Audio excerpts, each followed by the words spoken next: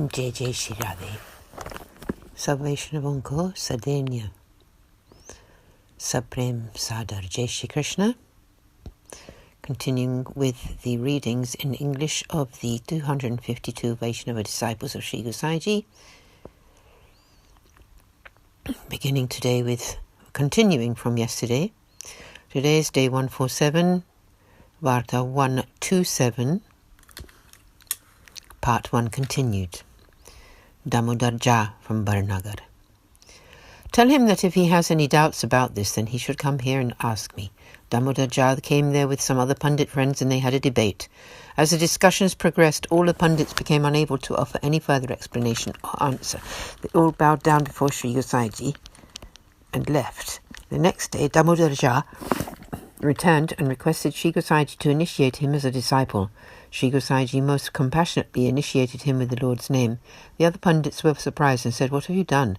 We were depending on you. Now you have got initiated." Damodar retorted, "Brothers, for all these days I really knew nothing. I was just grinding husks. I had only ever touched the outside layer of understanding. This path of grace is the only one worth following." The other Pandits heard this and skulked off. From then on, Damodar stayed with Shri Gosai and became a true Pandit. Thus concludes Varta 127, the story of Damodar, who received Shri Gosai's great grace and was thus an accomplished Vaishnava. There is no end to his tale. Varta 128, the story of Madhusudan Das, a Kshatriya from the west, Bhav Prakash. This is a devotee of Tamasi disposition. In the eternal Leela, his name is Birbal, who manifests from Neela, and is thus a form of her divine loving. His name is Birbala, who manifests from Neela, and is thus a form of her divine loving sentiment. He was born into a Kshatriya family in the west. His father worked for the king, purchasing horses. When Madhusudan Das reached the age of 23, his father took him with him to work. He taught him how to recognize good horses. When his father died, Madhusudan Das carried on the work for the king. One day he went to Agra to try to buy a horse. There he had the sight of Shri Gosai, who asked him, "Who are you and what are you doing?" Madhusudan Das told Shri Gosai his name and said that he worked for a certain king. "I select great horses and then buy them for the king." Shri Gosai requested him, "I need a good horse. Can you buy one for me?" Madhusudan Das replied, "O Maharaj, there is one very excellent horse in the king's collection.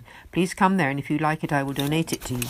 Shri Gosai said he would not be able to come there any time soon, so Madhusudan Das suggested that he bring the horse to Shri Gosai. He added, "Please initiate me as your disciple." Shri Gosai replied that it was not the right time for him to initiate him, but that he would go to that place before too long to initiate him and see the horse. Madhusudan Das said, "But what if you never come? My whole life will be wasted." Shri Gosai said, "I will give you my word. I shall definitely accept you as my disciple." Madhusudan Das left to continue with his work of buying horses. Part 1. Once Shri Gosai was thinking of going from Gokul to Lahore. One Vaishnava encouraged him, saying, "Oh yes, please do travel to our region in the west." Shri Gosai replied, "I do not wish to go to the western regions right now. However, I will have to go there sometime, and I must initiate Madhusudan Das." The Vaishnava told him, "Madhusudan Das has arranged a wonderfully beautiful horse for you." Shri Gosai said, "Shinga, in that case, he would definitely have to go there." Shri Gosai set out for the west sometime later. He met with Madhusudan Das, who again requested initiation. Shri Gosai told him to go and have a bath, which he did. Shri Gosai kindly blessed him by initiating him with the Lord's name and Brahma Sambandh. Madhusudan Das presented Shri Gosai with a fabulous horse. Later on, when Shri Gosai was resting comfortably, Madhusudan Das sat and fanned him. He again implored Shri Gosai, "O Maharaj, what are my duties now?" Shri Gosai presented him with one Shri Thakurji Swarup to serve and taught him all the ways of Seva too. Shri Gosai stayed there for quite some time. He especially taught Madhusudan Das about the Lord's ornamentation, and every evening he gave divine discourses to the Vaishnavas there. One day he explained the importance of serving Shri Vallabhacharyaji, saying that even if an embodied soul would be a mine of sins, all their impurities would be cleansed just by surrendering to him. Shri Acharyaji grants the divine reward of this path of grace. In this way he is most compassionate. Devotees should always have full faith in his lotus feet so that they can attain this reward.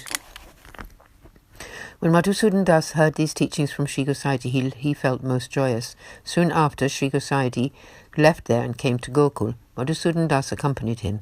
In Gokul, he had the holy site of Shri Navneet Priyaji, and after Shri Gosai had completed the lunchtime seva,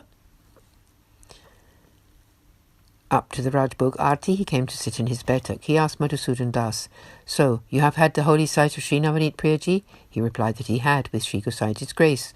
Madhusudan Das bowed to Sri Gosaiji and sat in front of him. Sri Gosaiji went to partake of Mahaprasad, and thereafter told the temple cooks to serve Madhusudan Das with Mahaprasad too. He partook of the prasad. When Sri Gosaiji had a short nap and it was time for the afternoon services, he bathed and entered the temple. The conch shell was sounded, and then he let all the Vaishnavas have the holy sight of Sri Navneet Priyaji. When he had completed all the evening services and settled the Lord down for his rest, Sri Gosaiji again came into the Betak. He gave discourse on Sri Subodhaniji. Madhusudan Das was very happy to hear such discourse. Sri Gosaiji went to take his rest, and in the morning he set off to have the holy sight of Sri Govardhanaji, and Madhusudan Das accompanied him. They arrived at the time of the lunchtime service. Sri Gosaiji bathed and entered the temple and made his lunchtime offerings. Thereafter he performed the Rajbhog Arti. When Madhusudan Das had the holy sight of Sri Govardhanaji, had the vision of the Lord as more beautiful than a billion love gods. Afterwards, when Sri Gosaiji again came to his Betak, Madhusudan Das came to sit near him. He said, "O Madhusudan Das, did you have the holy sight of Sri Govardhanaji?" And he replied that he had, all with Sri Gosaiji's grace. Sri Gosaiji said, "I am going to send you some Mahaprasad of Sri Govardhanaji. Please enjoy it."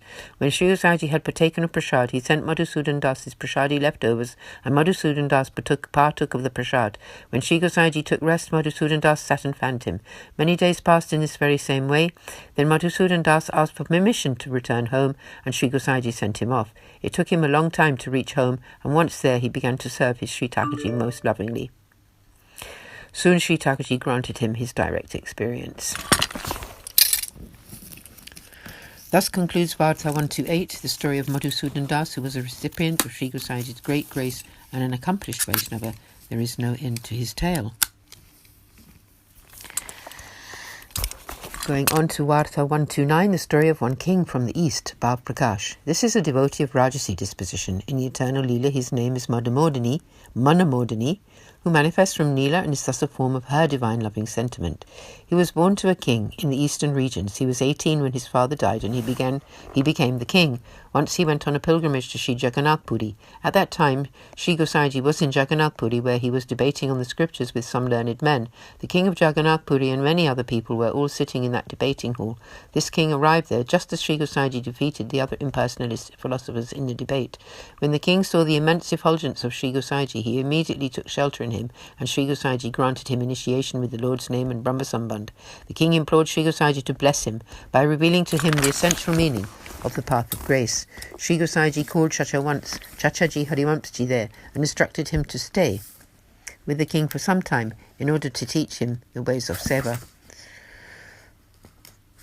the ways of the path of grace. Then Sri Gosaiji travelled to Adel. Chachaji went back with the king to his home. He stayed there with the king for 5 whole days and told him all about the path and the spiritual identity of Sri Gosaiji. The king realized the path, and Chachaji also taught him how to serve the Lord in his mind and heart. The king's heart then overflowed with divine love for Sri Gosaiji whilst realizing his place in the Lord's divine pastimes. Chachaji later went to Adel and told Sri Gosaiji everything that had come to pass. Sri Gosaiji was very pleased to receive this news. Concluding the reading for today. And tomorrow we'll continue with Varta 129, the king from the east, with part 1. सब वैष्णवों को जय श्री कृष्ण। आज के आनंद की जय हो। श्री वल्लभ चाहे सोई करे, जो इनके पद दृढ़ कर पकड़े, महारस सिंधु भरे। वेद पुराण सुघरता सुंदर, ये बातन न भर सरे। श्री वल्लभ के पद रज भज के, भव सागर ते तरे। नाथ के नाथ अनाथ के बंधु, अवगुण चितन धरे। पद्मनाभ को अपनो जान के, डूबन कर पकड़े। You should do whatever Sri Vallabhacharya wishes, for the soul who holds on tight to his feet will find their heart filled with an ocean of the highest loving essences. The fancy and well-contrived words of the Vedas cannot save you. You will only be able to swim over the ocean of worldly existence when you serve the dust of Sri Vallabhacharya's feet. He is the Lord of Lords, the friend of the desolate, and never even considers the faults of the souls who come to him. The poet Padmanabh Das now states, Sri Acharyaji thinks of those souls as his own and reaches out to hold their hand before they drown. Shri Prana Pyari Ju Shri Vraj Kishori Ju ke charanon mein saprem samarpit. Jai Jai Shri Radhe.